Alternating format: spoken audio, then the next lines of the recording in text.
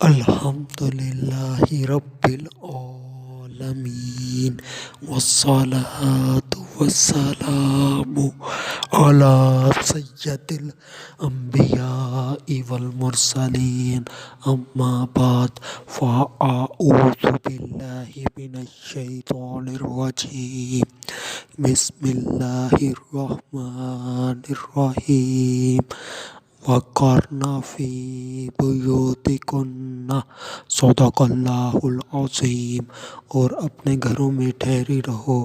آج کا جو میرا عنوان ہے وہ ہے اسلام میں حسب نسب کا فرق، درود پاک کی فضیلت۔ نبی اکرم نور مجسم شاہ آدم و بنی آدم سیاہ لا مکاں شب اسرا کے دولہ مصطفیٰ جان رحمت صلی اللہ علیہ وآلہ وسلم نے ارشاد فرمایا، جس نے مجھ پر روز جمعہ درود شریف پڑھا میں اس کی شفاعت کروں گا۔ صلو علی الحبیب صلی اللہ تعالی علی محمد صلی اللہ علیہ وآلہ وسلم۔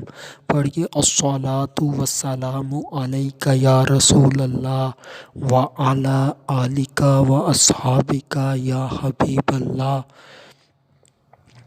سوال یہ ہے کہ دین اسلام بیان کرتا ہے کہ کالے کو گورے پر کوئی فوقیت حاصل نہیں اور گورے کو کالے کے اوپر کوئی فوقیت حاصل نہیں۔ اسی طرح ایک قوم کو دوسری قوم کے اوپر کوئی فضیلت حاصل نہیں۔ قومیں صرف تعارف کے لیے ہیں، کسی کو کسی پر فوقیت حاصل نہیں۔ تقویٰ کا معیار، فوقیت کا معیار تقویٰ ہے، یعنی کہ کسی کو پیشے کے اعتبار سے دوسرے پر فضیلت حاصل نہیں۔ مگر دین اسلام دوسری طرف یہ کہتا ہے کہ جب اپنی بیٹی کا نکاح کرنا ہو تو کفو تلاش کیا جائے، یعنی کہ جو لڑکا ہے جس سے اپنی بیٹی کا نکاح کرنا ہے وہ لڑکا لڑکی کے باپ دادا کے لیے ہم پلہ ہو، یعنی کہ وہ لڑکا لڑکی کے باپ دادا کے لیے باعث ننگ و عار شرمندگی کا باعث نہ بنے، یعنی کہ اس کے پیشے کو دیکھا جائے کہ پیشہ لڑکی کے باپ دادا کے برابر ہو، کم تر گھٹیا نہ ہو۔ لڑکے کے جو نسب ہے یعنی کہ اس کے آباء و اجداد کو دیکھا جائے تو لڑکی کے باپ دادا کے آباء و اجداد کے برابر ہو، کم تر نہ ہو۔ لڑکے کا چال چلن دیکھا جائے وہ لڑکی کے باپ دادا کے چال چلن کے برابر ہو، کم تر نہ ہو۔ حسب یعنی کہ کفو کے اندر حسب، نسب، چال چلن، پیشہ وغیرہ دیکھا جاتا ہے۔ مذہب دیکھا جاتا ہے کہ جو لڑکے کا مذہب ہے وہ لڑکی کے باپ دادا کے مذہب کے برابر ہو، اس سے کم تر گھٹیا نہ ہو، یعنی کہ دین اسلام ہو، صحیح العقیدہ ہو، دین کے اوپر عمل کرنے والا ہو۔ تو ایک طرف تو اسلام کہتا ہے کہ کسی کو کسی پر فوقیت حاصل نہیں، مگر دوسری طرف کہتا ہے کہ ان چیزوں کا اعتبار کیا جائے تو اس مسئلے کا کیا حال ہے جو دین اسلام کہتا ہے کہ کالے کو گورے پر کوئی فضیلت حاصل نہیں، گورے کو کالے کے اوپر کوئی فضیلت حاصل نہیں، کسی قوم کو دوسری قوم پر فضیلت حاصل نہیں۔ اسی طرح ذات پات کا دین اسلام میں تصور نہیں کہ کسی کو اعلیٰ اور کسی کو گھٹیا سمجھا جائے، یہ بالکل ٹھیک ہے۔ یہ اس اعتبار کے لیے ہے جتنے بھی مسلمان ہیں، چاہے وہ کالے ہیں یا گورے ہیں، چاہے وہ امیر ہیں یا غریب ہیں، چاہے وہ اعلیٰ پیشوں والے ہیں یا کم تر گھٹیا پیشوں والے ہیں، تو جیسے بھی مسلمان ہیں، مسلمان ہونے کے حوالے سے وہ سب برابر ہیں۔ تو ہر مسلمان کی عزت، آبرو، جان، مال کی حفاظت ویسے ہی کی جائے گی جیسے کہ ایک مسلمان کی جاتی ہے، یعنی کہ یہ فرق نہیں کیا جائے گا کہ یہ کالا مسلمان ہے، اس کی عزت کم کی جائے، یہ کالا مسلمان ہے، اس کی جان کی حفاظت نہ کی جائے، یہ کالا مسلمان ہے، اس کی آبرو کی حفاظت نہ کی جائے، یہ کالا مسلمان ہے، اس کا مال ضائع کر دیا جائے۔ یعنی کہ مسلمان کی عزت کرنے کے حوالے سے، مسلمان کی آبرو کے حوالے سے، اس کی جان کے حوالے سے، اس کے مال کے حوالے سے، اس کی حفاظت کے لیے تمام مسلمان برابر ہیں۔ اور جو دین اسلام ہے اس نے خود ہی کفر اختیار کرنے کا حکم دیا ہے۔ نبی پاک صلی اللہ علیہ وآلہ وسلم نے ارشاد فرمایا، اپنی بیٹیوں کا نہ نکاح کرو مگر صرف کفر میں۔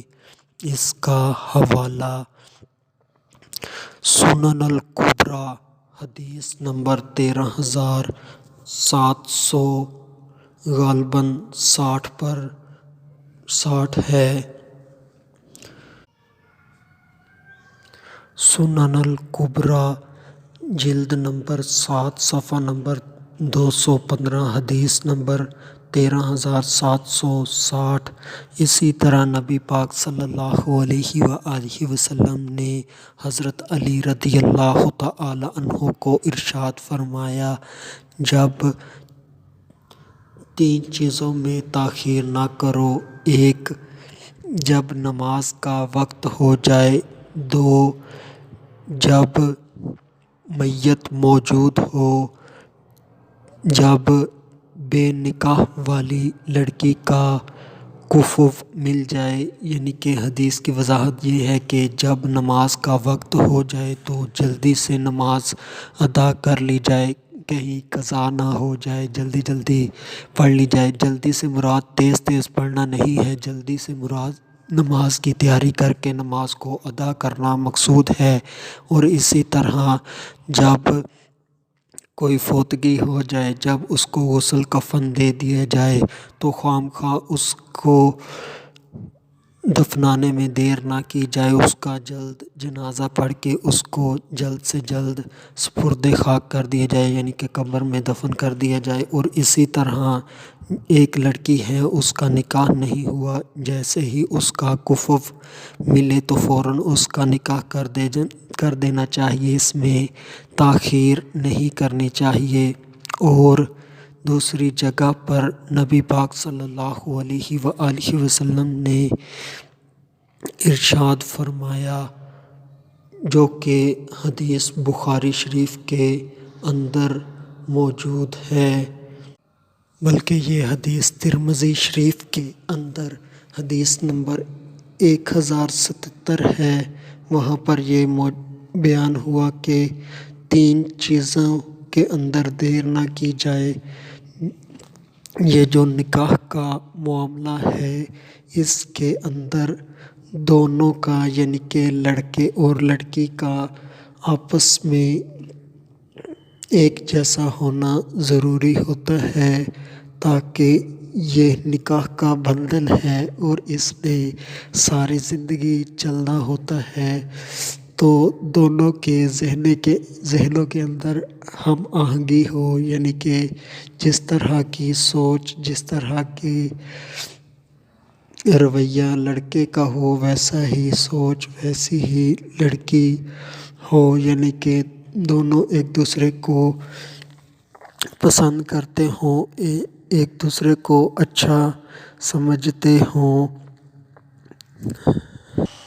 ان کے اندر مزاج کے اندر ایک جیسا پن ہو، تاکہ ساری زندگی بہتر گزار سکیں۔ یہاں پر صرف لڑکے اور لڑکی کا خوش ہونا، راضی ہونا نکاح کے لیے صرف اتنا ہی ضروری نہیں، یعنی کہ لڑکا اور لڑکی خوش ہوں تو ان کا نکاح ہو جائے، ایسا نہیں، بلکہ اس بات کا بھی خیال رکھا جائے گا کہ جو لڑکی کے والدین ہیں وہ بھی اس سے خوش ہوں۔ یہ صرف لڑکی اور لڑکے کا آپس میں جڑنا مقصود نہیں نکاح سے، بلکہ اس سے دو خاندانوں کے درمیان ربط قائم ہوتا ہے، دو خاندان ایک دوسرے سے مل جاتے ہیں۔ تو اس لحاظ سے صرف لڑکے اور لڑکی کا ہم آہنگ ہونا، ہم مزاج ہونا، ایک سوچ کا ہونا ضروری نہیں، بلکہ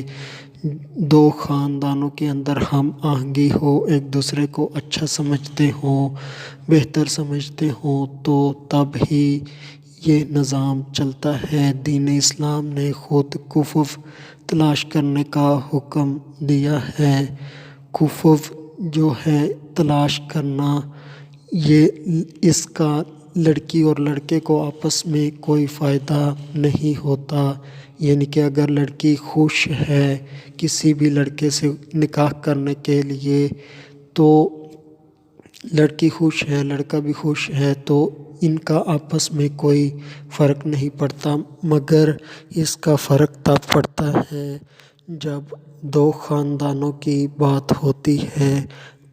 یعنی کہ لڑکی کے جو باپ دادا ہیں اس کے لیے لڑکا باعث ننگ و عار، شرمندگی کا باعث نہ ہو۔ اگر لڑکی کا نکاح اپنے جیسے لوگوں کے ساتھ نہ کیا تو جو لڑکی کے باپ دادا ہیں اس کے لیے شرمندگی ہوگی، لوگ طعنے دیں گے، اور ایسا ہمارے معاشرے میں ہوتا ہے۔ اپنی عزت بچانے کی غرض سے دین اسلام میں کفو کا ہے، کفو کا رعایت ولی کے حساب سے ہوتی ہے۔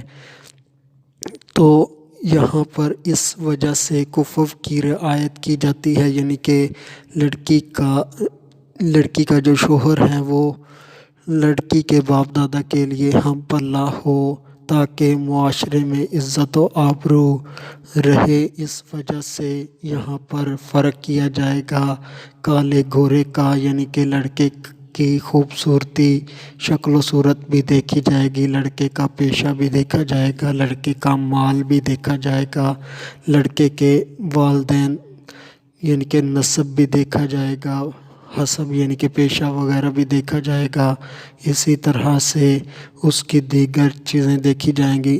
آخر میں اللہ تبارک و تعالیٰ سے دعا ہے کہ اللہ تبارک و تعالیٰ ہمیں دین اسلام کو صحیح سمجھنے اور اس کے اوپر عمل کرنے کی توفیق عطا فرمائے۔ وما علینا الا البلاغ المبین۔